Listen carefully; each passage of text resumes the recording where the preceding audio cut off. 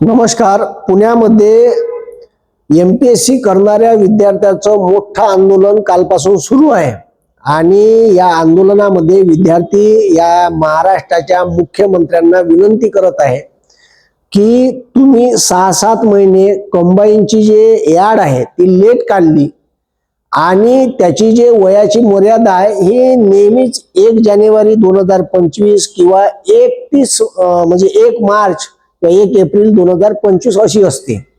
पण तुम्ही 1 नोव्हेंबर 2025 ही तारीख ठेवल्यामुळे आणि ऑलरेडी 2025 ची याड लेट काढल्यामुळे अनेक विद्यार्थी एजबार झाले. अशा विद्यार्थ्यांनी का करायचं, म्हणजे गलती तुमची, ठीक आहे, आणि सजा भोगताची ह्या पुरायनं जे पोरं रात्रंदिवस मेहनत करून राहिले, रक्ताचं पाणी करून तिथं अभ्यास करून राहिले लायब्ररीत.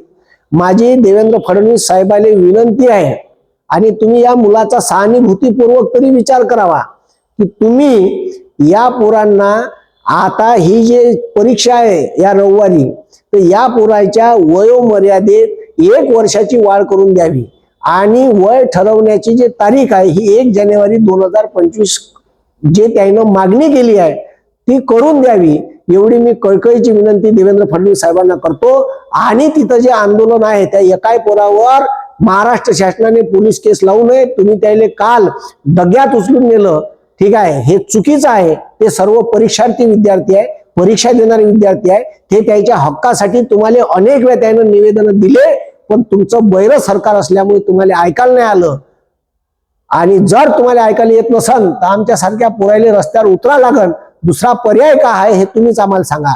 आणि आम्हाला त्या पोरांना कोणतीही पोलीस केस त्या पोरांवर तुम्ही लावू नका, ठीक आहे. त्यांना डिटेन केलं, ठीक आहे, पण तुम्ही त्याच्या बाजूने सहानुभूतीपूर्वक निर्णय घ्यावा. माझा त्या सर्व विद्यार्थ्यांच्या आंदोलनाला पाठिंबा आहे. धन्यवाद.